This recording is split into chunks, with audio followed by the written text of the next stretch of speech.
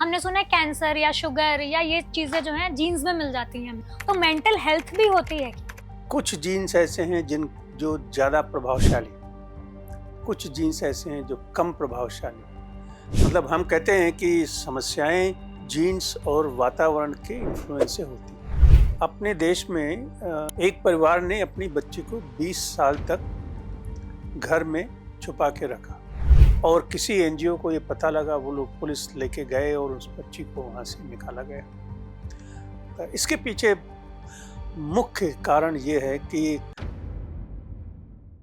आपने मानसिक शक्ति फाउंडेशन जिसके आप फाउंडर हैं, जी। तो ये कैसे यूथ को ये कैसे सपोर्ट करेगा, ये फाउंडेशन उनकी मेंटल इलनेस को या हेल्थ को कैसे सपोर्ट करेगा? 50% लोग ऐसे हैं जिन्हें पहला लक्षण 14 से 17 साल की उम्र में मालूम पड़ा और 75% ऐसे हैं जिन्हें So then we developed a set of 7 tests, measure source and severity of stress, and there are 2 tests which measure level of resilience. आजकल के टाइम में हम ये कह सकते हैं कि टेक्नोलॉजी जैसे मोबाइल फोन्स, लैपटॉप, टैब्स, ये सारी चीजें हैं, इसकी वजह से जैसे क्या इससे प्रभाव पड़ता है युवाओं पे, एडल्ट्स पे या यंगस्टर्स पे? देखिए, मोबाइल जो है ये बहुत बड़ी समस्या है। बच्चों का रिश्ता एक इंस्ट्रूमेंट से बन गया। रिश्ता जो इंसान से बनना चाहिए, वातावरण से बनना चाहिए, वो सब रिप्लेस हो। बच्चे जो है पढ़ाई की वजह से या पढ़ाई के प्रेशर की वजह से ज्यादा सुसाइडल हैं, सुसाइडल थॉट्स आते हैं या सुसाइड रेट्स बढ़े हुए हैं, इस पे क्या बोले?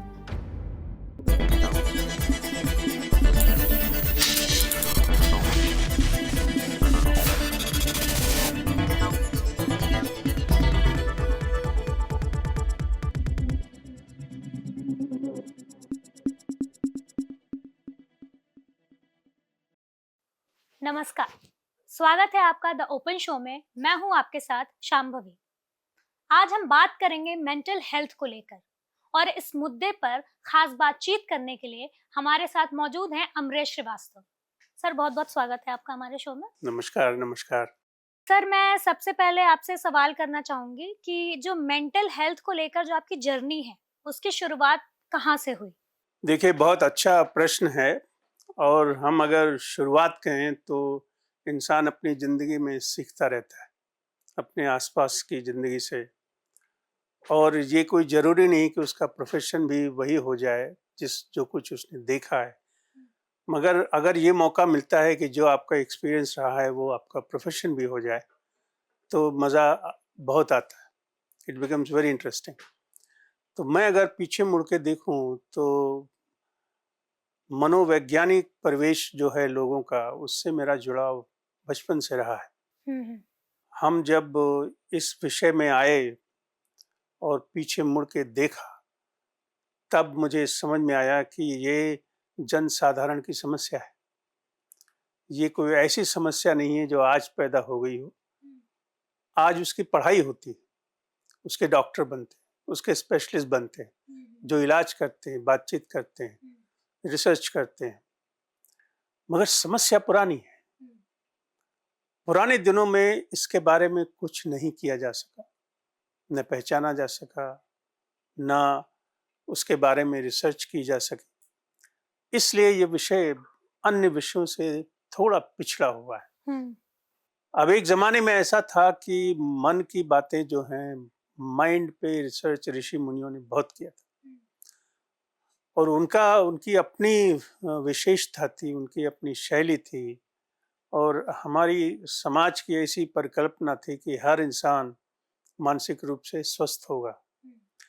लेकिन अगर आप कारणों में जाएं तो बहुत सी बीमारियां ऐसी हैं जो खानदानों में चलती हैं, जेनेटिक्स हैं और बहुत कुछ व्यवहार पे डिपेंड करता है और सामाजिक मूल्यों पर भी इसका काफ़ी असर पड़ता है। तो जब समाज बदल रहा था, उस समय मन की समस्याएं भी बढ़ती रही।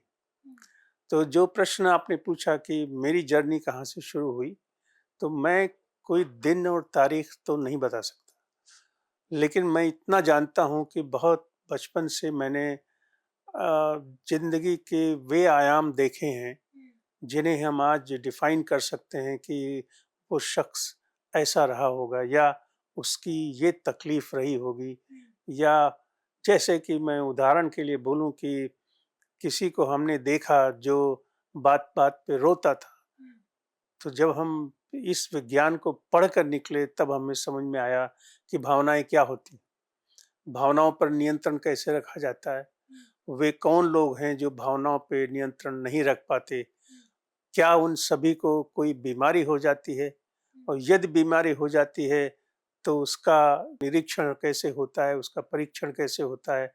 हम ये कैसे जानें कि जो लोग रोते रहते हैं अचानक बिना किसी कारण के, वे मन में या मन की भावनाओं पर नियंत्रण नहीं रख पाते, तो उन्हें कोई बीमारी है, या वे साधारण मनोविज्ञान के आयाम के अंदर हैं, ये व्यवहार साधारण है। इन सब बातों को समझा गया है जब इस विषय का ज्ञान हुआ है, जब मेरी पढ़ाई हुई, लोगों के द्वारा की गई रिसर्च को हमने पढ़ा, हमने लोगों को देखा, जो हमारी ट्रेनिंग होती है। तो मेरा ख़्याल है ये मेरे जीवन की यात्रा के साथ रहा है, ऐसा मैं समझता हूँ, और मैं उसको एन्जॉय करता हूँ। I enjoy the fact that it has been this perspective has been all along in my life. So आपका प्रश्न इतना अच्छा है कि इस तरफ कभी किसी ने देखा नहीं, सोचा नहीं, मगर मैं ये सोचता हूँ कि मेरे ये कहने से कि ये जन साधारण की समस्या है, लोगों को समझ में आएगा, और इससे जो लोग ये समझते हैं कि ये कलंक है या कोई पागल हो जाता है, उन्हें थोड़ा राहत मिलेगी कि ऐसा कुछ भी नहीं है। तो सर अभी जैसा आपने कहा कि जेनेटिक्स से कुछ प्रॉब्लम मिलती है, तो मतलब जैसे मेंटल हेल्थ भी हमने सुना है कैंसर या शुगर या ये चीजें जो हैं जीन्स में मिल जाती हैं हमें। पारिवारिक बीमारी है, अब दादा परदादा को थी, हमें हो गई। तो मेंटल हेल्थ भी होती है क्या? देखिए, जीन्स हमारे जीवन का हिस्सा है।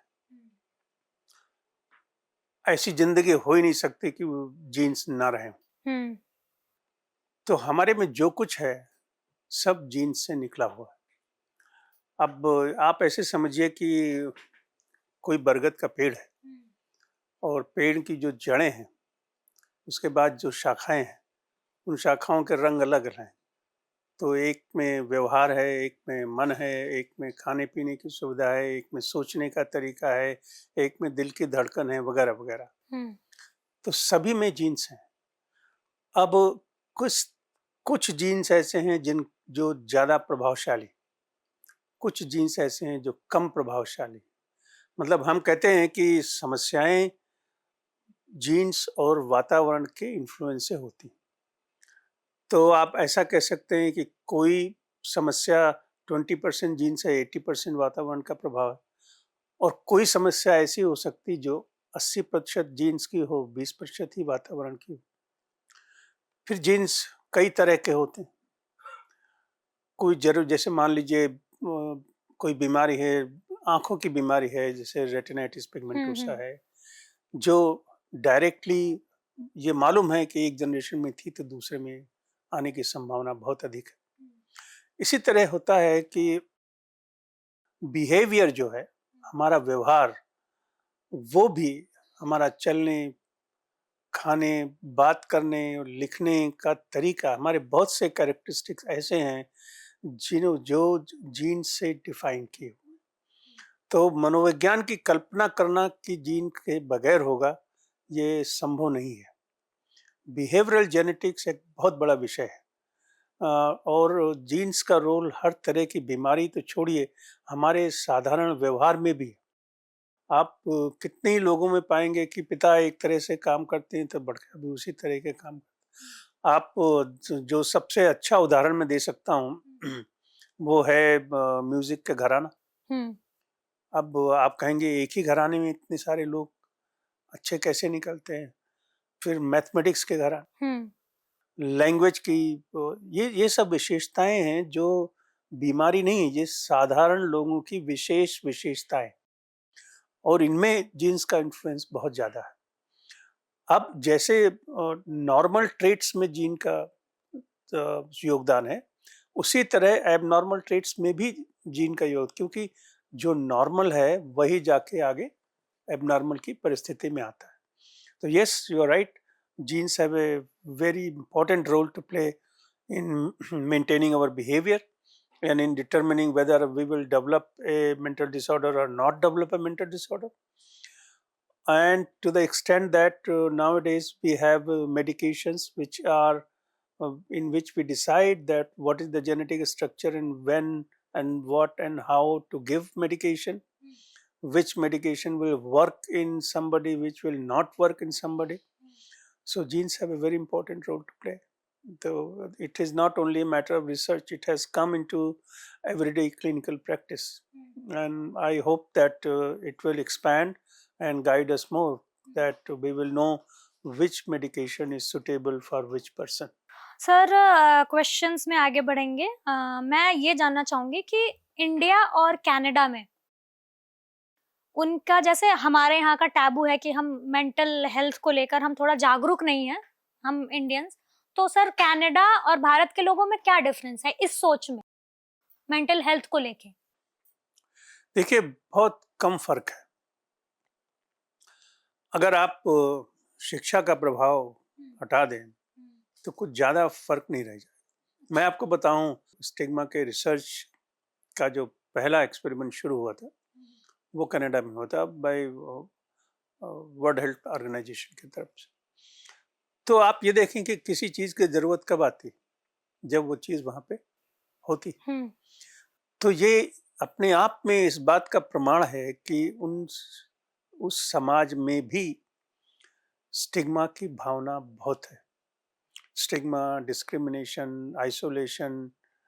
लोग भले जैसे यहाँ कह देते हैं कि ये आदमी पागल है, ये आदमी ऐसा है, तो मुंह पे कह देते हैं और वहाँ कहते नहीं। ये एक सबसे बड़ा, nobody will tag you, nobody will point इसको finger. एक वो कह सकते हैं कि शिष्टाचार है ये, अगर वो नहीं कहते हैं आपने तो। बिल्कुल सही शब्द लिया आपने। हाँ। कि ये शिष्टाचार का तरीका है, सामाजिक व्यवहार का तरीका है। सर इंटरप्ट करूंगी, आपने स्टिग्मा एक टर्म यूज किया, इसको जी। एक्सप्लेन करेंगे? मतलब आम बोलचाल की भाषा में हम इसको आम कैसे बोलचाल समझ की सकते हैं? भाषा में हम ये कहेंगे कि जिसको हम सामाजिक कलंक कहते हैं, स्टिग्मा को हमारी भाषा में सामाजिक कलंक कहा जाता है। मतलब कि वो व्यवहार या वो समस्याएं जिसे आप खुलकर कह न सकें और आप छुपा के रखें, या जिसके बारे में आपकी धारणा ऐसी हो कि ये बरसात का वो पानी जो मेरे घर में नहीं आएगा, आपके घर में रहेगा। लोग ये समझते हों कि ये समस्या मेरी नहीं हो सकती, और अगर वो समस्या आपके घर में आ गई तो उन्हें ऐसा लगता है हाहाकार मच जाए। मैं आपको ऐसे उदाहरण से बताता हूँ कि अपने देश में एक शहर में, ये टाइम्स ऑफ इंडिया में छपी हुई खबर है, एक परिवार ने अपनी बच्ची को 20 साल तक घर में छुपा के रखा, न बाहर आने दिया, न उसको खाना उसी में दिया जाता था। और किसी एनजीओ को ये पता लगा, वो लोग पुलिस लेके गए और उस बच्ची को वहाँ से निकाला गया। हमारे पुस्तकों में, जर्नल्स में ये डॉक्यूमेंटेड कहानियां हैं कि घर में लोग मानसिक रूप से बीमार हो गए और उनको कहीं ले जाके छोड़ दिया भगवान के भरोसे कि इसका इलाज नहीं हो सकता। इसके पीछे मुख्य कारण ये है कि हमारे विषय में कारगर इलाज बहुत देर से आया।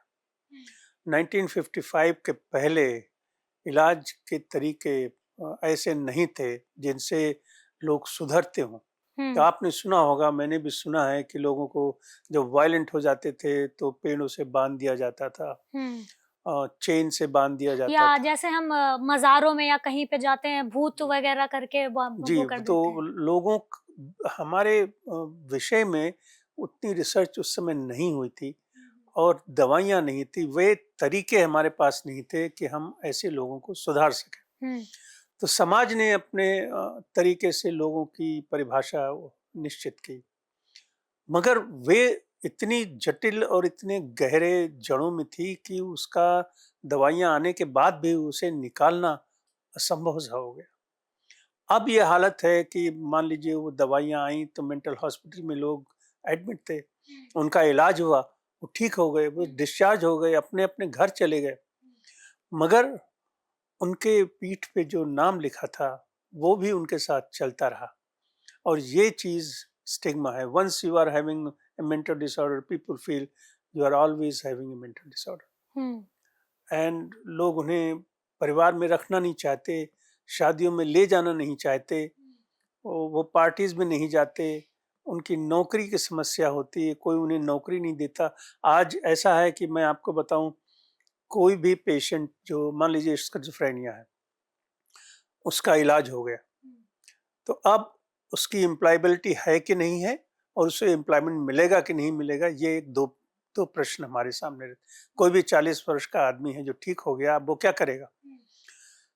तो आप ये देखिए कि हमारे यहाँ के जो लोग हैं उनकी एम्प्लॉयबिलिटी ज़्यादा है, भले उन्हें नौकरी ना मिले, ये एक बड़ा बात है, बट दे कैन परफॉर्म मोर। हमारे यहाँ की रिसर्च इंडिया की ये बताती है कि लगभग 75% लोग अच्छी तरह से एम्प्लॉयबल है, whereas in other countries this number is far more lesser। तो हमारे यहाँ ये अच्छाइयाँ भी हैं और बुराइयाँ भी रही हैं समाज की तरफ से। कलंक की भावना जो लोगों के दिमाग में है, और लोगों के दिमाग में ये भी बैठा है कि इस खानदान में कोई भी आदमी जो मेंटली इल है तो उनके खानदान में सभी को रिस्क है, वहाँ शादी न करो। और अब वैज्ञानिक तथ्यों में ये तो आता है कि ये धारणा सिर्फ धारणा नहीं है, ये उनकी पावर ऑफ ऑब्जर्वेशन है। आखिर ऐसा तो हम जानते हैं कि फैमिली हिस्ट्री का बहुत प्रभाव है, जेनेटिक्स का बहुत प्रभाव है, तो ये बीमारियां तो खानदान में चलती ही हैं, ये हमने साइंटिफिकली एक्सेप्ट किया। तो अगर समाज ने उसे अपनी तरह से इंटरप्रेट किया है तो हम समाज को गलत नहीं मानते, सिर्फ इतना है कि वो बुरी तरह से गलत तरीके से उसका इंटरप्रिटेशन निकाला गया। ये कहना कि एक को खानदान में बीमारी है तो दूसरे को होगी ही होगी, ये सही नहीं है, बिल्कुल सही नहीं है। और कोई ये नहीं कह सकता कि किसको होगी या किसको नहीं होगी। विज्ञान जगत इसमें लगा हुआ है कि ये फाइंड आउट कर लें कि अगर घर में बीमारी है तो किसको होगी किसको नहीं होगी। ये हमारा बहुत बड़ा रिसर्च का प्रश्न है, to be able to predict who will develop mental disorder, और हमने अभी उसमें इतनी ज़्यादा प्रोग्रेस नहीं की। सर, मेंटल डिसऑर्डर में ही एक टर्म है फर्स्ट एपिसोड साइकोसिस। जी जी, इसको कैसे समझाएंगे सर? ये बिल्कुल नाम जैसे कि ये बता रहा है कि यूजुअली ये विषय जब पहली बार हम कहें, अगर साधारण भाषा में कहें कि जब पहली बार ऐसा हो कि आदमी का अपने आप से कंट्रोल खत्म हो जाता है और उन्हें एक क्लिनिकल सिचुएशन डेवलप होती है जिसे हम कहते हैं साइकोसिस, जिसमें अपने व्यवहार में फर्क पड़ता है, सोचने के तरीके में फर्क पड़ता है, अलग अलग तरह की भावनाएं दिमाग में आती रहती हैं, लोग आत्महत्या का प्रयास भी करते हैं। तो अब देखिए, एक्सपेरिमेंट ऐसे हुए कि जो लोग मानसिक बीमारियों से ठीक हो गए, उनसे एक सवाल पूछा गया कि बताइए वो कौन सी उम्र थी जब आपको बीमारी का पहला लक्षण मालूम पड़ा। तो ये निकल के आया कि लगभग 50% लोग ऐसे हैं जिन्हें पहला लक्षण 14 से 17 साल की उम्र में मालूम पड़ा, और 75% ऐसे हैं जिन्हें 14 से 20 या 21 साल के अंदर मालूम पड़ा। तो ये वे बीमारियां हैं जो इस उम्र में शुरू होती हैं, और ये उस तरह की बीमारी है जो सीवियर हो जाती है, और ये साइकोटिक इलनेसेस है, मतलब इसमें व्यवहार की विकृति भी रहती है, विचारों में जो आदान प्रदान होना चाहिए या विचार जो आते हैं वो साधारण या नॉर्मल नहीं होते, और मन की व्यवस्था भी विचलित रहती है। तो इस बीमारी को हम कहते हैं सिंड्रोम ऑफ साइकोसिस। अब प्रयास ये चल रहा है कि ये बीमारी शुरू हो और तुरंत हम उसे पकड़ सकें। क्यों ऐसा है कि बीमारी जितनी लंबे चलती है उसका इलाज उतना ही डिफिकल्ट हो जाता है। तो फर्स्ट एपिसोड ऐसा एपिसोड है जो बहुत मिस होता रहता है, क्योंकि ये बीमारी बहुत धीरे धीरे आती है। आप देखेंगे कि कोई बच्चा है जो 17 साल का है, उसमें व्यवहार में परिवर्तन आने लगता है। पहले वो किसी से मिलता नहीं, फिर अपने कमरे से बाहर आता नहीं, फिर ऐसा स्टेज आती है कि वो ज़्यादा बोलता नहीं, फिर उसकी मेमोरी पे असर पड़ता है। फिर एक दिन आप पाते हैं कि वो बिना किसी वजह से डरने लगता है। फिर आगे चलते हैं तो आपको लगता है बगैर किसी कारण के रोने लगता है, पढ़ नहीं पाता, स्कूल छोड़ के आ जाता है। फिर उसे लगता है, डर लगने लगता है कि हर शख्स मेरा दुश्मन है। तो ये over a period of 7-8 months ये डेवलप होता है। तो डॉक्टरों का प्रयास ये है कि हम उस समय ना इलाज करें जब सिम्पटम अपने आप दिखाई पड़ने लगे। हम उस समय उसे पकड़ें जब सिम्पटम ज़्यादा नहीं है। तो फर्स्ट एपिसोड साइकोसिस एक विशेष प्रोग्राम के रूप में चलता है और दुनिया के कई देशों में ये एज ए स्पेशल प्रोग्राम शुरू हुआ। करीब 22-23 कंट्रीज में ये चलता है। मैंने इस विषय में अपने इंटरेस्ट की वजह से इंडिया में भी इस बारे में काफ़ी काम होता है, क्योंकि हमारे यहाँ तो यंग एडल्ट्स में ये कॉमन है और इसमें सबसे बड़ा रोल कैनबिस का है। जो लोग गांजा या भांग पीते हैं उनमें ये प्रेसिपिटेट हो जाता है। तो ये मतलब अर्ली स्टेजेस में ही जो जैसे बच्चे जी हाँ, गलत आदतों में पड़ते हैं तो वो बहुत डेंजरस है, डेंजरस बहुत है। डेंजरस है, क्योंकि हमारे यहाँ सर मतलब जो हमारी फैमिलीज होती हैं बेसिकली, हमने भी सुना अपने अर्ली स्टेजेस में कि हम अगर किसी से बात नहीं कर रहे हैं या कट के रह रहे हैं तो पेरेंट्स ऐसा बोलेंगे किशोरी अवस्था में है या इस एज में ऐसा होता है। मतलब मेंटल डिसऑर्डर को भी ऐसा टाल दिया जाता है इन सब यू चीजों। राइट, वो जो एज है हम्म उसमें बिहेवियरल टर्मोइल बहुत है। हम्म जो 14 से 17 साल की एडोलेसेंस की जो वो एज है, उसके पहले और पीछे बच्चे डिस्टर्ब रहते हैं। बड़े अनेक कारण हैं उसके।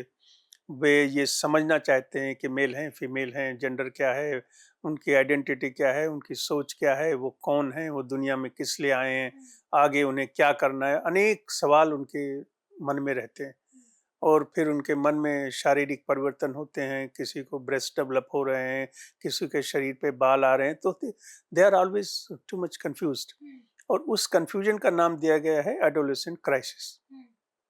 तो वो माँ बाप गलत नहीं है और ये धीरे धीरे खत्म हो जाता है। जब वो 18-19 के साल के होते हैं तो वो पूरे जवान हट्टे कट्टे और अलग किस्म के युवक हो जाते हैं। तो ये एक जो फेज आता है वो नॉर्मल तो है, मगर इस फेज में बीमारी भी उत्पन्न होती है। तो अगर कोई शख्स इसके लिए सेंसिटिव है, वल्नरेबल है बीमारी के लिए, तो इस पीरियड में उस बीमारी की पहचान कर पाना कि ये एडोलेसेंट क्राइसिस है या साइकोसिस डेवलप हो रहा है, काफी डिफिकल्ट है डिफिकल्ट। जी। और इस वजह से बहुत से केसेस उसमें छूट जाते हैं और बहुत देर हो जाती है उनके इलाज में। अब जैसे मतलब आजकल के टाइम में हम ये कह सकते हैं कि टेक्नोलॉजी जैसे मोबाइल फोन्स, लैपटॉप, टैब्स, ये सारी चीजें हैं, इसकी वजह से जैसे मतलब सुसाइड के रेट पहले भी थे इंडिया में, बट इसकी वजह से बढ़े हैं क्या? इससे प्रभाव पड़ता है युवाओं पे, एडल्ट्स पे या यंगस्टर्स पे देखिए, हमारे? मोबाइल जो है ये बहुत बड़ी समस्या है हम्म कि किस उम्र में देना चाहिए, कितने घंटे के लिए देना चाहिए, वे उसमें क्या करेंगे, उसका कंटेंट क्या है, उसका स्क्रीन टाइम क्या है और मोबाइल हाथ में लेने से वो क्या खो रहे हैं। सबसे बड़ी बात हो गई कि बच्चों का रिश्ता एक इंस्ट्रूमेंट से बन गया है। रिश्ता जो इंसान से बनना चाहिए, वातावरण से बनना चाहिए, वो सब रिप्लेस हो रहा है। अब आपका सवाल ये है कि इससे सुसाइड रेट बढ़ता है कि नहीं बढ़ता है। एविडेंस बहुत पुअर है कि मोबाइल लेने से सुसाइड रेट बढ़ गया हो। मैं नहीं समझता कि वो एक हमारे पास सॉलिड एविडेंस है कि हम ये स्टेटमेंट दे सकें साइंटिफिकली। मगर क्या whether it compromises mental well-being? Yes, of course. Whether it compromises mental health development? Yes, of course. Whether if there are two children, one is engrossed with mobile and other is not, who will grow as a robust adult? Definitely the person who is not engrossed all the time in mobile, because he is not absorbing environmental stimulus which he should. वो उन्हें इधर नहीं देखना, उधर नहीं देखना, कोई और क्या कर रहा है, वो किसी से सीख नहीं पाते, किसी से रिलेट नहीं कर पाते, वगैरह वगैरह बहुत सी समस्याएं हैं। अब प्रश्न ये उठता है कि समस्या है तो करना क्या चाहिए। उसमें जो मेरा ऑब्जर्वेशन है, किताबें एक अलग बातें कहती हैं, जो ऑब्जर्वेशन है वो ये है कि लोगों के सामने रोल मॉडल बहुत पुअर हो गए, कि घर में हम एज ए फादर तो मोबाइल यूज करना चाहते हैं, मगर हम चाहते हैं हमारा बच्चा नहीं यूज करे। ऐसा हो नहीं सकता। आप जो उदाहरण प्रस्तुत करेंगे उसी का परिणाम भोगेंगे। तो एक होता है फिजियोलॉजिकल डिसिप्लिन, डिसिप्लिन कई तरह की होती है, एकेडमिक डिसिप्लिन अलग है, फैमिली डिसिप्लिन अलग। अब अगर डिसिप्लिन लाइफ में आप लाते हैं तो बच्चे में इस बात के संस्कार आने चाहिए कि ये चीज़ अच्छी है, ये बुरी है, ये रख दो या ना रखो। मगर ये कहाँ से आई? उनकी जो बचपन की शिक्षा है, जो घरों में होती है, उनमें परिवर्तन आया है, और वो उन परिवर्तनों का कारण अजीब अजीब है कि इंसान अपनी खुद की जिंदगी में बहुत मशगूल हो गया है। They are very busy in looking after the needs of life, and we are not able to look after children and provide them right culture and tradition which is conducive for their mental health. अब जो विश्व की जितनी संस्थाएं सब ने guidelines बनाई कि बच्चों को कब मोबाइल देना चाहिए, कब नहीं देना चाहिए। those are theoretical, have theoretical implication, no doubt about it. मगर अगर ये आदत रोकनी है तो परिवारों को बदलना होगा। आपको अपना मोबाइल एक निश्चित समय पर बंद करना पड़ेगा, तभी आप बच्चे को ये सिखा सकेंगे कि जो हम करते हैं वो आप करें। खुद पे इम्प्लीमेंट करना पड़ेगा, तभी हम चेंज कर पाएंगे आगे को। जो जिन परिवारों ने पहले बच्चों के हाथ में मोबाइल या टैबलेट दिया, उनसे पूछना चाहिए कि आपने क्यों दिया, कारण क्या है, और वहां से हमें उत्तर मिलेगा कि हमें क्या ठीक करना। सर, आपने सुसाइड्स को लेकर 5 वॉल्यूम्स की किताब एडिट की, क्या मतलब एक्सपीरियंस और क्या उसमें आपको डिफिकल्टीज देखनी पड़ी? वो एक सीरीज की टेक्स्ट बुक है, और एक्चुअली हमने लिखी थी कि हम उसे इंडिया में ला सके। अच्छा, तो इंडिया में है या नहीं है अभी? नहीं, मगर उसमें बड़ी प्रॉब्लम ये हो गई कि जिस पब्लिशर ने उसे पहले एक किसी पब्लिशर को प्रिंट करना था, वहाँ बात बनी नहीं, फिर दूसरे ने किया, तो उन्होंने डिसीजन लिया एज ए पब्लिशिंग डिसीजन कि हम इसको अमेरिका में जो डॉलर्स में प्राइस है उसमें देंगे। तो वो चीज़ इंडिया में आके बहुत महंगी पड़ती। तो वो जो कुछ हमारी सोच थी, सपना था, वो क्रैश हो गया उसमें। किताब तो है, मगर मुझे खुशी है कि वो किताब आई जिसमें 30 कंट्रीज के लोगों ने कंट्रीब्यूट किया है, करीब 250 ऑथर्स ने मिलके वो किताब कंपाइल की। इज वन ऑफ द वो पहले ऐसा था कि एक ही वॉल्यूम होगी, तो पता लगा बहुत मोटी होती, तो उसे 5 में स्प्लिट कर दिया। अब काफ़ी कुछ डिसीजन हमारे पब्लिशर्स लेते हैं, मगर जो जिस सोच के साथ उस किताब की परिकल्पना की गई थी वो पूरी नहीं हुई। ये उसका मेन कारण ये है कि उसकी कॉस्ट बहुत ज़्यादा है, और मैं खुद खरीदना चाहूँ तो नहीं खरीदूंगा। अच्छा। तो मैं उसे कोई बहुत ज़्यादा, ठीक है उसमें मेहनत लगी, काम लगा, वो एक प्रोजेक्ट हो गया, मगर जो मैं चाहता था कि हमारे बच्चे जो पोस्ट ग्रेजुएट कर रहे हैं, यहाँ पढ़ रहे हैं, उन्हें एक ऑथेंटिक वॉल्यूम मिले, सारा लिटरेचर एक जगह मिले और वो पढ़ सकें, वो अभी तक तो नहीं हुआ है।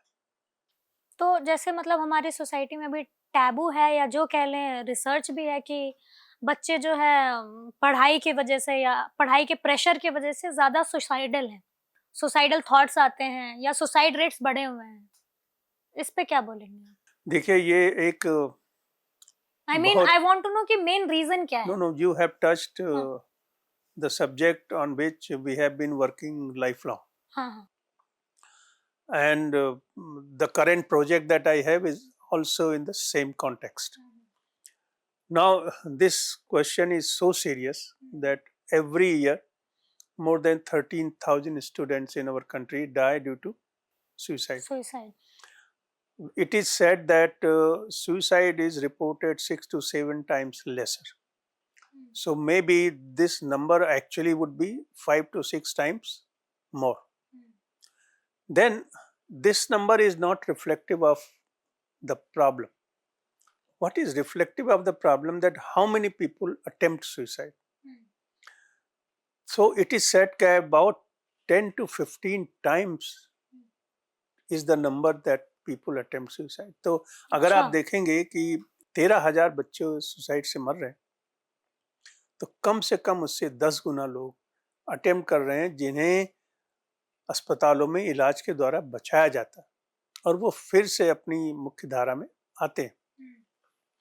मगर उनकी जो बीमारियां हैं, जो उनके कारण हैं, चाहे वो सामाजिक हों या मनोवैज्ञानिक हों या कुछ भी हो, उसका इलाज नहीं हो पाता, इसलिए वे वापस अटेम्प्ट करते हैं।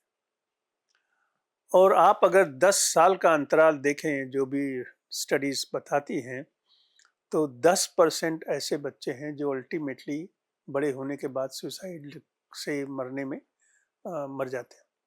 So it's a whether somebody has attempted and survived, that person is more vulnerable and demands our attention fully. It needs a very different kind of care. So that is one aspect, I would say, जहाँ तक numbers का सवाल है। अब आता है सवाल कि बच्चे सुसाइड कर क्यों रहे हैं। आप कह सकते हैं उसका रिश्ता हम एकेडमिक स्ट्रेस से लगा सकते हैं या कम्पिटिटिवनेस से लगा सकते हैं। ठीक है, हमने ये बात सही है कि अगर आप 1 to 1 देखेंगे कि मिस्टर एक्स कम्पिटिटिवनेस में थे और उनसे सहन नहीं हुआ, बट फंडामेंटल प्रॉब्लम क्या है? अगर उसे स्ट्रेस है उस उम्र में, तो उसका ये मतलब भी है कि बहुत से ऐसे बच्चे जिन्हें स्ट्रेस है but they are able to cope. They have been able to manage their life. Everybody facing stress, I mean, I will give you some figures. At any given point, about 10 to 12% university students have suicidal ideas in their mind, in their head. So they are potentially candidates to attempt a suicide. Now, whether they do go and attempt, no. They also have very strong capacity to control these ideas. The suicidal ideas, they appear and occur in everybody's life. But people have very strong internal mechanism to control it. So if somebody is attempting suicide, it also indicates that that mechanism, the brakes are poor. अब इसको हम वैज्ञानिक भाषा में कहेंगे तो हम ये कहेंगे कि their coping abilities poor. They are not able to, वे जिंदगी की जद्दोजहद से उस तरह नहीं जूझ पाते जिस तरह दूसरे जूझ पाते. So there are two groups of people, one who have poor coping ability and one has strong coping ability. Both are facing similar kind of academic stress. So those who are having poor coping ability do attempt, unfortunately. Now when we say that, we'll have to go into detail that why do they have poor coping ability. So one answer is that many people have poor coping ability, but if they have strong support system, it can offset that. Now support system means their family. It means their friends. It means their teachers. It means they have ability to reach out. There is problem in all these 4 areas. The children have poor ability to reach out. They have lesser number of friends. They are unable to relate to each other. They are unable to connect. They don't have faith.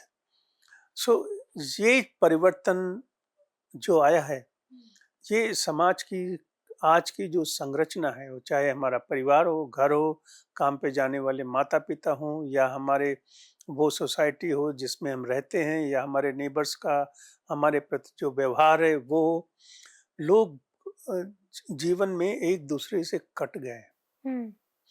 और cut जाने से उनकी समस्याएं बढ़ गई। तो भले उनमें मैं मानता हूं कि उनमें कोपिंग एबिलिटी पुअर हो सकती है, मगर उनका अगर सपोर्ट सिस्टम अच्छा है तो वे सुसाइड नहीं करेंगे।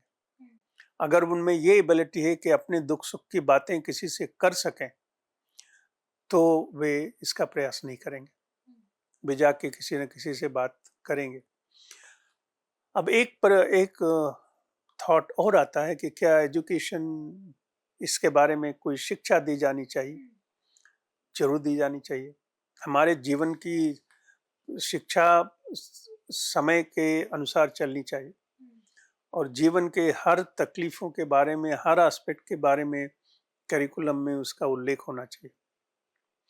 तो बेसिक समस्या इन बच्चों की ये है, हम अगर इनसे डील करना चाहें तो हमें अपने रहने सहने का तरीका, उन्हें बड़ा करने का तरीका, उनमें मानसिक शक्ति लाने का तरीका ढूंढना होगा।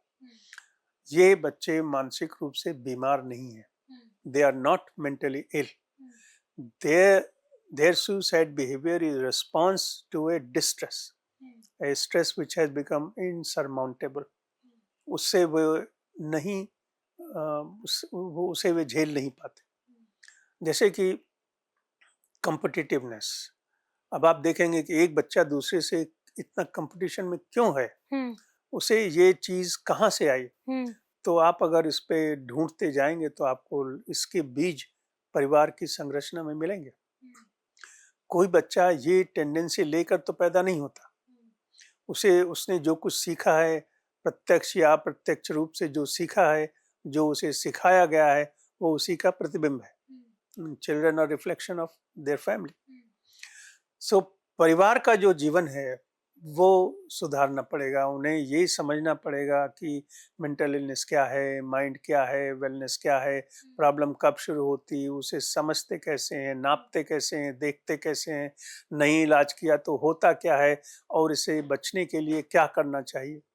इतनी सारी बात, मतलब पेरेंटिंग क्या है, बच्चे कब पैदा होने चाहिए, उनका माता से व्यवहार कैसा होना चाहिए, उनकी बचपन में वृद्धि कैसे होना चाहिए, उनका ब्रेन कैसे डेवलप होना चाहिए, the host of knowledge which is required for looking after the mental well-being must be part of curriculum which we produce.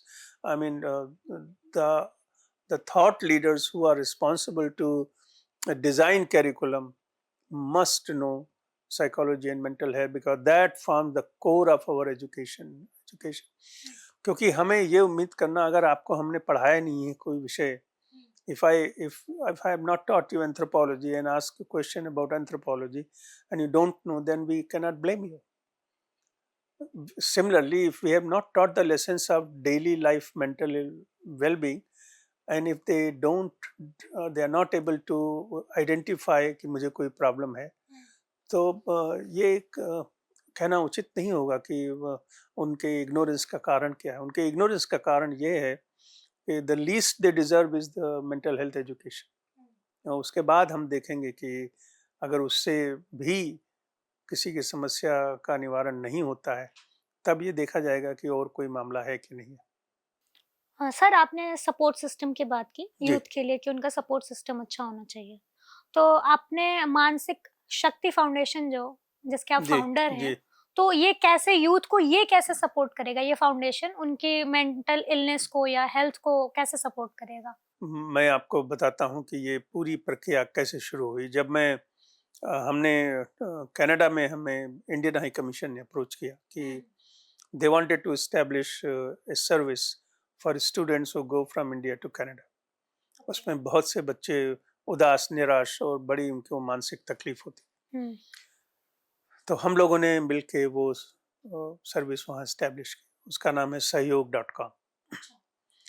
उसके बाद हमारे जो मित्र लोग थे कनाडा में, उनका ऐसा विचार आया कि we should go to Lucknow and do something. वो विचार कहाँ से आया मैं नहीं जानता, but we came here and we met the local psychiatrist and chief psychiatrist, older teachers and we expressed that, sir, my friends, we need to do something.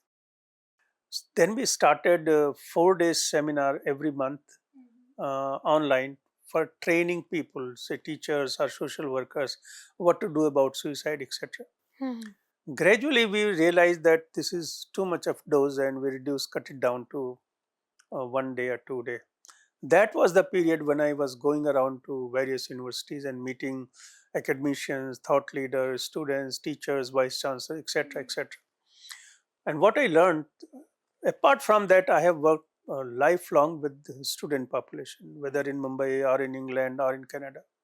I was working in even in Brunel University in London and looking after the mental health clinic, and same working with First Episode program in Canada. So it's not a my concern for young people is not new. It has been there, and so when we got this opportunity. But I remember the common dialogue which every thought leader or educationist said that, doctor, you are talking good things. We realize that there is problem, but we don't know what to do. So we started thinking, how can we help in this situation? And we came to know that the first thing is that we should be able to identify who is potentially having problem and who is likely to have problem. Now, this is known as a method of screening. In our country, it has been practiced in a few institutions where um, all students were screened whether they have a mental health issue or not. We started thinking differently that what can we do so that we can find out. So there are 3-4 principles that we adopted. The first, we said that our students need to be empowered. अभी क्या होता है कि किसी भी बच्चे को कोई प्रॉब्लम है और उसने घर में कहा, और अगर पिताजी ने कहा नहीं नहीं ये कोई बात नहीं है, आप आराम करें, so then it is shut down. He cannot get any care. Or sometimes it is reverse, that the child does not have problem and the parents are worried because of prevailing culture.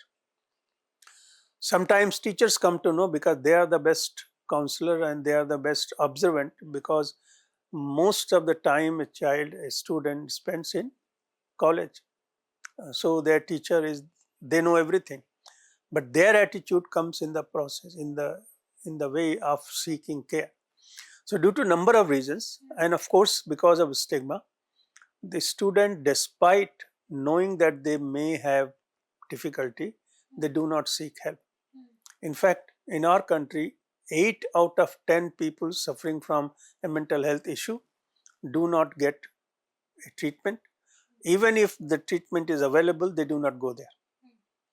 Now, if this is the situation, what can be done? So our thought was that if our students are empowered that they can take their own decision, but for taking that decision, they must know what is normal, what is abnormal. So we then started doing our research and kind of discussion and workshops to design psychological tests. Because so one, we thought we must empower them. Second, we thought that we must create something so that they can test by themselves. Like you can test your blood sugar, you can take your own blood pressure. We started thinking that what about the methods so that they can test their mental difficulties by themselves. We know in our science that psychological tests are valid method of doing and self-assessment. But these tests which are available are mostly from Western culture. So we decided that we will create our own set of tests. We'll go through the process of research and create something which our students can easily manage. But when we were thinking about it, we thought that a human being needs to be looked at from different perspectives. For example, you may have certain challenges, but you do have number of strength. So if you have very little challenge, your strength will counter it, will take care. So if I do the test that what are your challenges, I mean whether you have stress or mental health symptom alone, it may not be that helpful. And if we have test which measures your capacity to respond to stress, your level of functioning, your level of well-being, your positivity, sense of positivity, these traits, these characters would also define your ability to deal with the mental health issues. So then we developed a set of 7 tests, and so there are 3 tests, 2 tests which measure source and severity of stress. There are 3 tests which are testing mental health symptoms and risk, and there are 2 tests which measure level of resilience and positivity and level of functioning and well-being. So this becomes a whole package. No matter, I mean, I accept that this is time taking. It takes about 15 to 20 minutes for a student to complete more than 100 questions. But I did not agree that we cut it down and trim it, and we don't get that information that we want to tap. Because if somebody has frank symptoms, you can see it very easily. But if somebody has minor symptoms, you have to be very thorough in your investigation. So we developed that. We, along with my colleagues, we did research to see whether it is valid, credible, and we also did research to see if a student is examined by a psychiatrist and he does the test from the app, what is the difference. So we tested it from many types, and then we digitalized in order to take it to every person. And what I really aspire that out of 4 crore students, each one of them should have access to this test. That means they should know about the mobile, they should know about the web app, and whenever they feel distress, they should feel free to go and test. Now, what does it do? The test gives them 2 kind of information. One, it can tell whether you have any abnormality.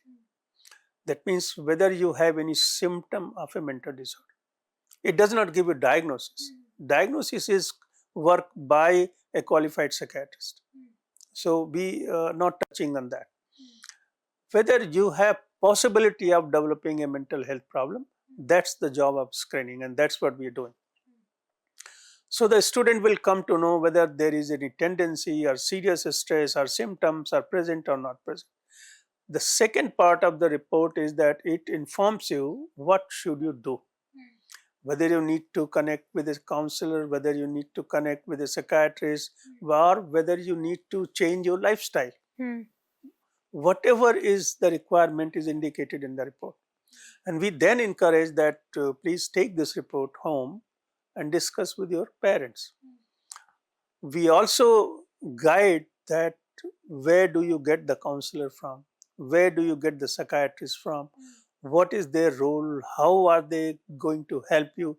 All this is reflected in the report. And the best thing has happened. You see, Government of India has started a facility which is known as eSanjeevani. Okay. You go there, you log in by your Ayushman Bharat ID, and you can get a free consultation of all facility, all specialty, be a cardiology, be a psychiatrist, whatever. So we are directing the students to that demand, because I don't want to create a force of professionals and tell them you connect. Our principle is to utilize the existing services in the country to help students. So instead, university is appointing a psychiatrist. They have this facility to go into eSanjeevani and select a psychiatrist and talk to them. Of course, because some people like to connect with us, so we will be employing few psychiatrists and psychologists who will be giving their free services and talk to them online and help them out. So the question that you asked, that how is this foundation going to help student, how it is going to support them? Number one, it is going to give them, say, peer support. So there is expected to be a group of students. So if a student says, I want to talk to a student, so we will have that facility. If a student says, I want to talk to a psychologist, we will have the facility. If the student say, no, I need to see a psychiatrist, there will be an arrangement. So that is the support system. That so it's a hybrid system that you come to know what is the problem, you come to know what is the logical answer, and where is the help available. Now, there is a catch, there is a problem here. if I know there is problem, it is not sure that I will reach out for help. You know, many students, after knowing they need counseling, would not go. And that is why we are saying that go home and discuss with your parents, because with parental influence and positive influence, we expect that seeing the report, parents will believe the report, or at least if they don't believe, they can go to a doctor and for a second opinion or for independent review ki whether my child has some problem. If the report has wrongly given the idea, throw it away, no problem. But at least you become more aware, enlightened to look after your student. So this is the whole process of developing the app Relief and Manchik Shakti Foundation, because we had to have a non-governmental organization to reach out to people. And now my struggle is, how do I reach out to, so everybody who is watching us, I would say please go on the website mansikshakti.com. Do the test is available, it is free. We are giving to all universities free of cost. Okay. Yeah. And we are approaching honorable governors of the state, because they are the chancellors for the universities, and they are helping us. We have given to we went to Maharashtra, Rajasthan, Chhattisgarh, UP, and we gave it to them that please use it. It is a different matter that they are not they have not yet started, but we have succeeded in developing memorandum of understanding with about 12 universities so far. And we are requesting Government of India to help us and all other organizations to reach out to students. We are approaching student bodies, teachers bodies, and the Department of Education to take it forward. We also want to examine that whether whatever we have created really reflects and it works in the community. So unless people use it, we will not know that with our so far 1,500 students have participated in the research methodology, but that's not enough. As I see, then I would like at least a number of 10,000 students to then see the result, that what is the validity. I mean, it is a different matter that from a design of research it is valid, that's fine, but would like to know what is the first hand experience of a student, whether they would recommend it to their friend that you must do it. That is the real test. So I'm sure we'll get there, and I'm also sure that no new experiment is perfect. So it is not a perfect answer, and I'm sure that my colleagues in times to come will develop a better one, a more solid one. But one thing we may realize, that we do not have another mechanism but digital methods to reach out to every corner of the country, to every student in an anonymous private See, the beauty is that it is economic. It doesn't cost money. It's based on internet. It is completely confidential. Nobody sees your data. It's you own your data. Nobody has access to your information. And the data quality is of superb degree, because there is a national guideline and you have to perform according to that. I mean, we were lucky to have the opportunity for Government of India directors of Director General of Health Services, who gave us opportunity to make a presentation in Ministry of Health, and he appointed a committee of professors of psychiatry, and they came up with some suggestion. We then modified that, and in fact, he was the person who came and launched the app, and we am so thankful to Dr. Goyal. Now we are at a different stage. We are working with the government, with the private institutions, and directly with people. So by bringing it into Google Play and Apple Store, we hope that people will have direct access and will use it more and more and more. And my dream is that they can help themselves, and they can be free from stigma. Nobody interferes. They take their own decisions, what to do, what not to do, but reduce their stress. We have given all possible methods of lifestyle intervention in the website. So if you click there and go say yoga, so you get a document what to do. We plan to put a video there, and you come to know how it helps you.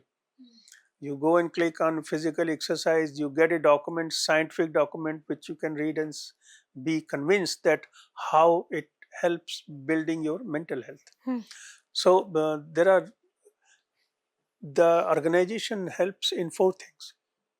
One is mental health education, research, identification and screening, and access to care. So these 4 vital things the initiative takes care of.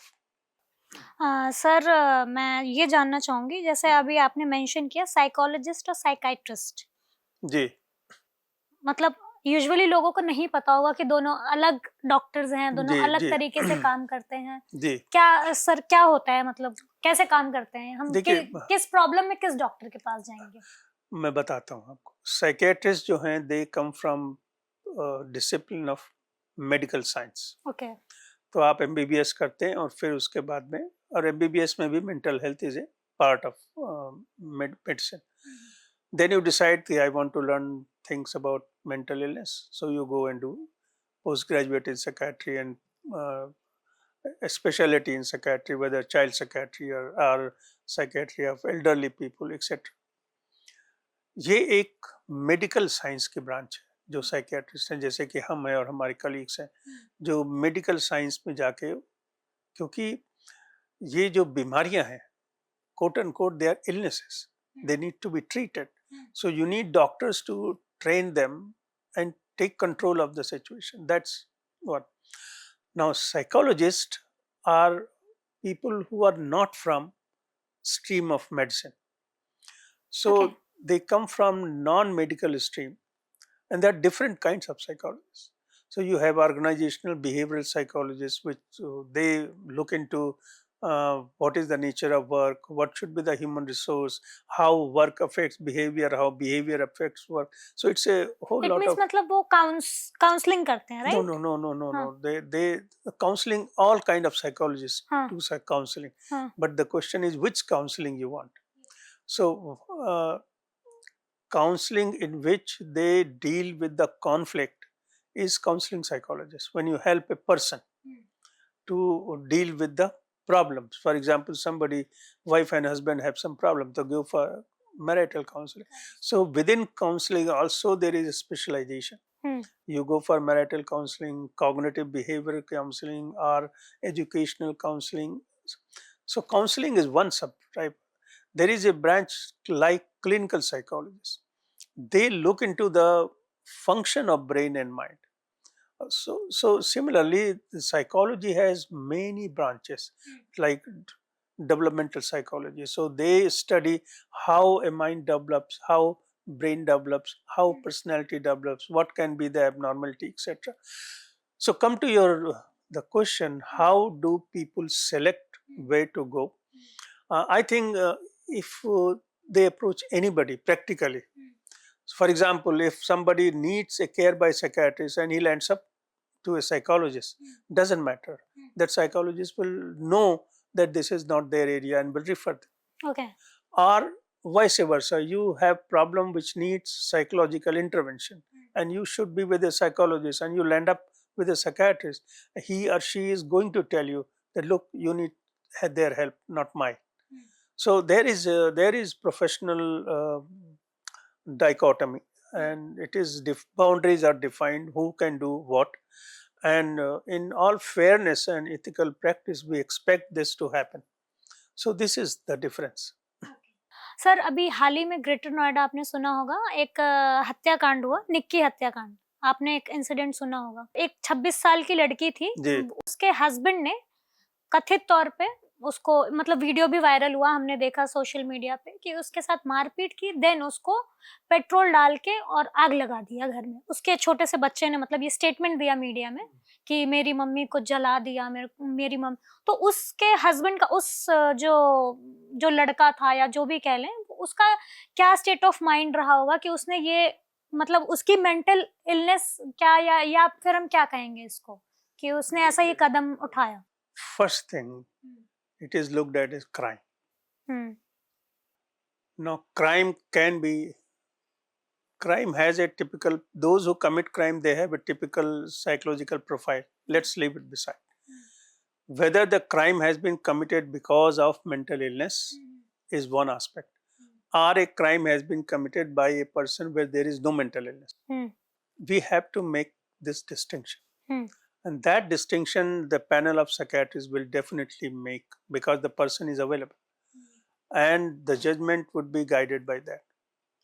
If a person is mentally ill and can commit similar crime, and there are people who are not mentally ill and they willfully commit crime, if you murder somebody, or so this is a heinous crime, and both of them are responsible. In fact, even if crime has happened because of your mental illness, you are not absolved for responsibility of.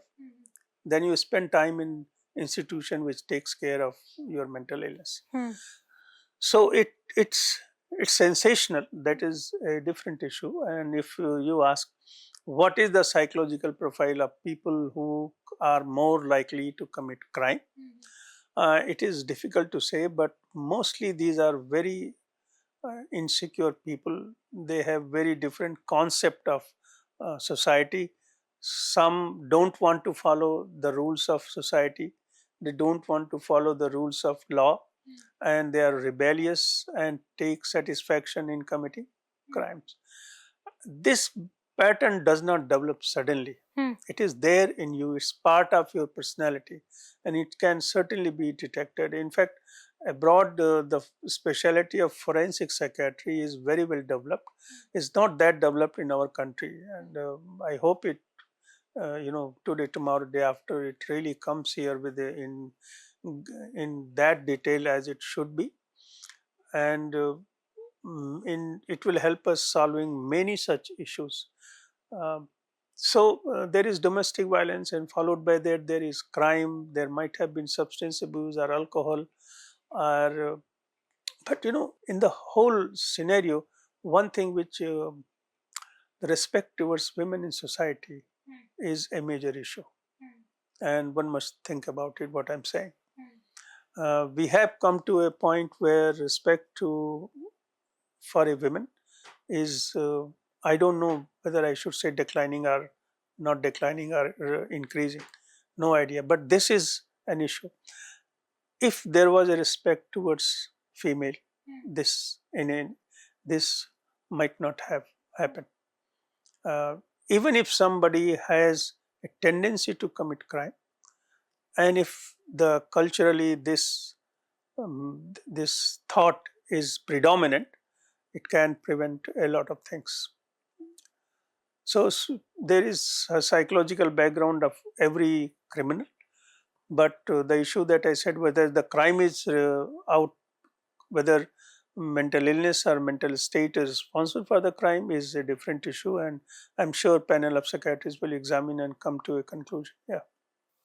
Sir, जैसे जो आजकल के युवा हैं, वो अगर इस क्षेत्र में आना चाहें कि वो मेंटल हेल्थ के मतलब जैसे साइकाइट्रिस्ट या साइकोलॉजिस्ट बनना चाहें, तो वो मतलब कैसे आ सकते हैं और क्या चैलेंजेस होंगे उनके लिए? नहीं, कोई चैलेंजेस नहीं है, बहुत आसान है. आप अपनी पढ़ाई करें, जहाँ भी कोर्सेज है वहाँ अप्लाई करें, आपका सिलेक्शन हो जाएगा. There is lot of opportunity in our country. Many universities have department of psychology and it is growing. I'm sure there are online courses. If somebody wants to become a psychiatrist, he follows the route of you go to and do MBBS, appear in the postgraduate examination, opt for the branch, and I mean hundreds of people are doing it day in and day out.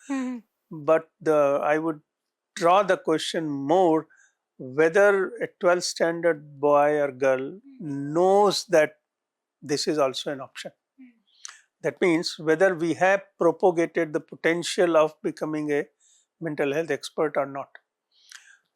Now, if you are interested in mental health, there are many. You can be a mental health activist, you can be a mental health advocate, you can be a mental health lawyer, you can be a mental health doctor, you can be a mental health psychologist, you can be a mental health administrator, you can be a mental health finance and business management person. So there are a lot of opportunity which people see. If you bring up professionals and education, the employment will come after that. It is rare to find out the first potential of employment has come and then you have produced the human resource. So what in one line, what I need to tell you that people should do is to propagate psychology and psychiatry as an option in standard 12th or 10th.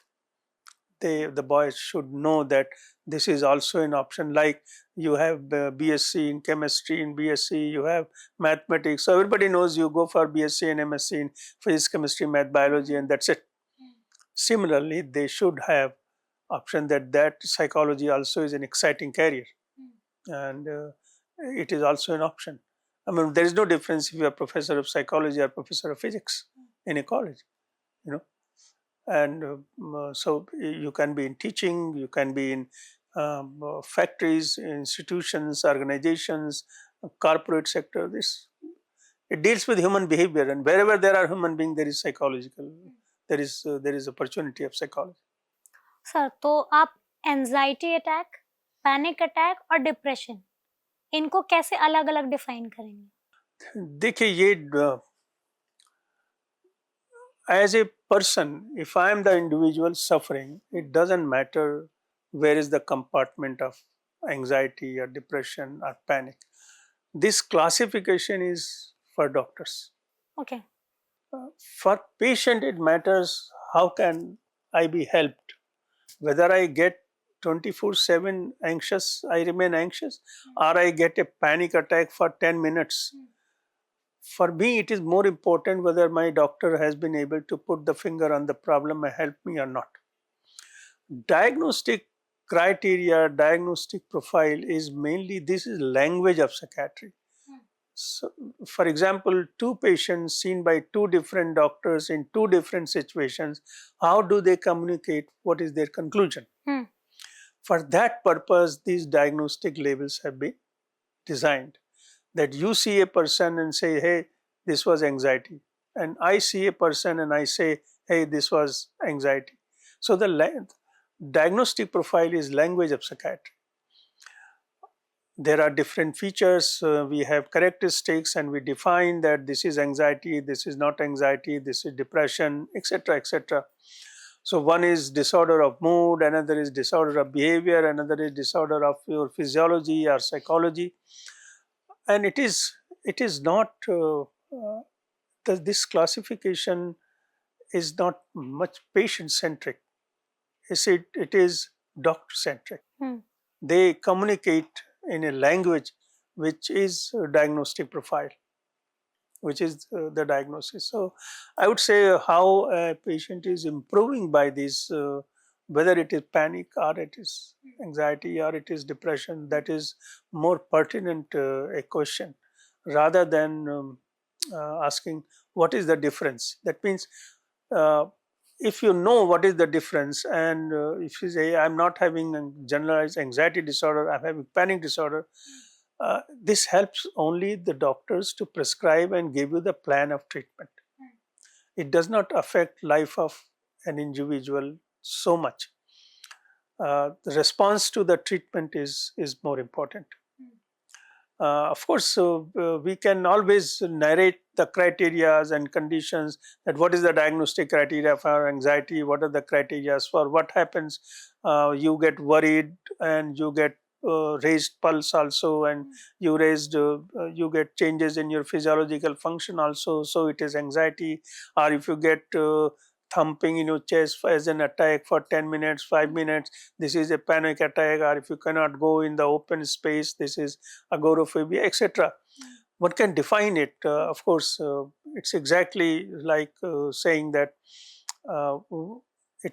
we cannot equate it to physical disorder diagnosis, that you have cholesterol high and you have angina and then you have heart attack. No, there is no such sequence. All the illnesses are specific in their category. So it is a different thing that after 10, 20 years, they change the character. Many people who have a chronic anxiety for 20, 25 years may develop depression. It get converted into depression, or sometimes depression is accompanied with intermixed with anxiety episodes, or sometimes depression presents in an early phase with only anxiety symptoms, and after 1 year you say, oh, no, it is depression. So, and that is why you need a very high quality training for the doctors to be able to sense and advise the patients more clearly and confidently what to do, what not to do. अच्छा sir, हमारे पास अगर कोई patient है, वो हमसे मदद नहीं माँग रहा है, हेल्प नहीं माँग रहा है कि मुझे मतलब मेंटल जी, इलनेस जी। है या कुछ है, और हम उसको डायग्नोज़ भी नहीं कर पा रहे हैं। पहले तो मैं ये पूछूँगी कि क्या ऐसी प्रॉब्लम उसको डायग्नोज़ करें कि हाँ, इसको ये प्रॉब्लम हो सकती है। दूसरा ये कि वो हेल्प नहीं माँग रहे हैं, फिर भी हम उनकी हेल्प कैसे करें? बहुत जटिल सवाल पूछा है आपने। निहायत जटिल सवाल है, और तो मैं एक-एक करके आपको उत्तर देता हूँ। पहला है कि मान लीजिए किसी को सामने दिखाई पड़ता है कि ये मेंटल इलनेस है, कोई शक हो गया है या वो वायलेंट हो गया है, अब कंट्रोल में नहीं आ रहा, तो आपको क्या करना चाहिए? अब हमारे देश में क्या होता है कि परिवार परिवार है, दोस्त है, वो उसे उठा के ले जाते हैं डॉक्टरों के पास। डॉक्टर डायग्नोसिस बनाता है, कहता है कि इन्हें हॉस्पिटल में एडमिट करना चाहिए या दवा देना चाहिए। ऐसे लोग जिन्हें अपनी समझ नहीं, वे अपने आप से तो दवाइयाँ लेते नहीं। अब उनको हॉस्पिटल में रखना है। सो हर कंट्री में अगर हम ये कहें कि उनमें खुद कंसेंट देने की कैपेसिटी नहीं है, तो किसी न किसी को कंसेंट देना चाहिए। अब अगर वो 18 साल के ऊपर हैं, तो relatives consent is not a valid consent. तो हर कंट्री में there is mental health law जो इस क्वेश्चन को डिसाइड करता है। Mental health implementation of mental health law is developed in developed countries, is less developed in less developed countries. Like in our country, the law is fantastic, it is there, but implementation of law, which is done through police and judicial system, is not that fantastic, because that those specialized people, the police, the judges, the advocates, etc., they are busy doing different kind of work. They are busy in civil court and say for criminal matter, etc. Their focus is not on what we call as social aspect of policing. उस पे नहीं है, होना चाहिए। जैसे कि बाहर के कंट्रीज में ये सवाल बहुत आसान है। आप पुलिस को फोन कीजिए और जहाँ पे वो सोशल पुलिसिंग होती है वो आएंगे, they will take control of the patient, वो डॉक्टर के पास ले जाएंगे, वो साथ में खड़े रहेंगे जब तक वो एडमिट ना हो जाए। एक बार वो डॉक्टरों के पास वार्ड में एडमिट हो गया, then it is responsibility of the psychiatrist and the unit people to manage that person.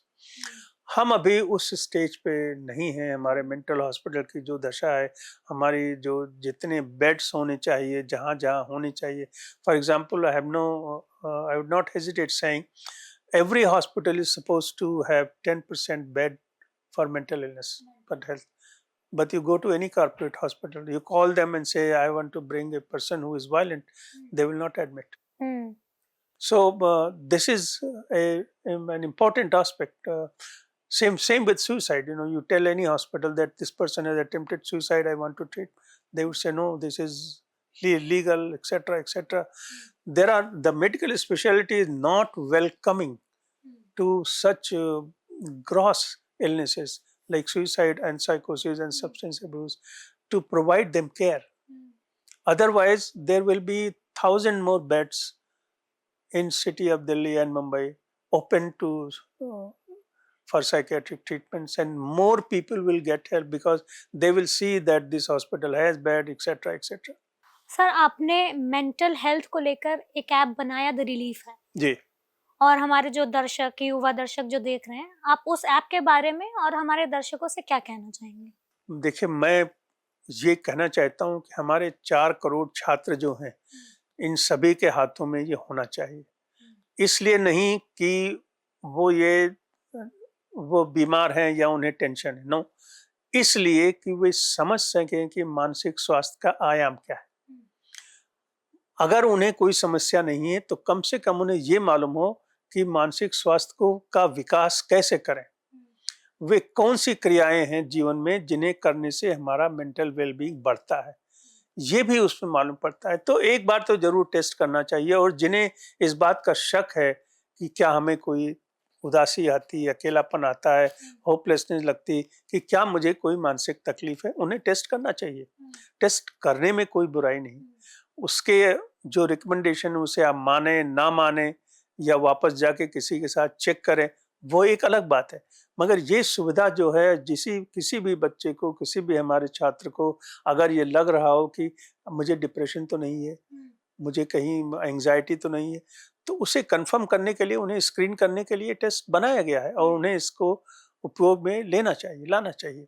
बस इतनी सी एक लाइन की बात मुझे छात्रों से कहनी है कि ये एक तरीका है ये जानने का कि आपको कोई मानसिक स्वास्थ्य की समस्या है या हो सकती है, तो इसलिए आप उसे उपयोग में लाएं। जैसा कि आप जानते हैं, करीब 30% लोगों को सीवियर स्ट्रेस है, 20-25% लोगों को डिप्रेशन है, 10% लोगों को सुसाइडल थॉट्स हैं। तो अगर आप जानेंगे नहीं, you cannot treat a situation which you cannot measure और यू कैनॉट आइडेंटिफाई, तो और इससे अवेयरनेस भी बढ़ती है, वो जानेंगे कि मेंटल हेल्थ का डायमेंशन क्या है। सर, लास्ट में मैं बोलना चाहूंगी, आपसे कहना चाहूंगी कि आप हमारे दर्शकों को क्या संदेश देना चाहेंगे मेंटल हेल्थ के बारे में? मेरा संदेश बिल्कुल सीधा है कि मेंटल हेल्थ वो आयाम है जिसके बगैर जिंदगी का सुख ही नहीं। तो जैसे हमारे हाथ पांव हैं, इसी तरह हमें प्रभु ने सोचने की ताकत दी है, हमें भावनाएं दी हैं जिस पे हम नियंत्रण रखते हैं, सोचने, समझने, पढ़ने, लिखने हमें बुद्धि दी गई है। ये सब मानसिक स्वास्थ्य के आयाम है। ये किसी भी तरह से कोई बुरी बात नहीं है, कोई डर की बात नहीं है, किसी शर्म की बात नहीं है, क्योंकि ये आपके जीवन के अंग है। मान लीजिए कि आपका एक हाथ काम नहीं कर रहा और इसी तरह किसी में बुद्धि कम है, वो गणित नहीं लगा सकता, तो ये तो आपको मालूम होना चाहिए कि हम उसके लिए क्या कर सकते हैं। तो इसलिए मानसिक स्वास्थ्य की परिभाषा में ही बसा हुआ है। There is no health without mental health. My concluding dialogue would be this. Sir, बहुत बहुत शुक्रिया आपका हमारे साथ जुड़ने के लिए। बहुत अच्छा लगा आपसे एक मेंटल हेल्थ इतना जो सेंसिटिव टॉपिक है, जो हमारे यहाँ पे लोग बात नहीं करना चाहते हैं इस टॉपिक के बारे में, लेकिन आपने बात की, आपसे चर्चा हुई। सर, बहुत बहुत अच्छा लगा। धन्यवाद, बहुत बहुत धन्यवाद। द ओपन शो में आज के लिए बस इतना ही। अगर आपको हमारा ये वीडियो पसंद आए तो चैनल को लाइक, शेयर एंड सब्सक्राइब जरूर करें। धन्यवाद।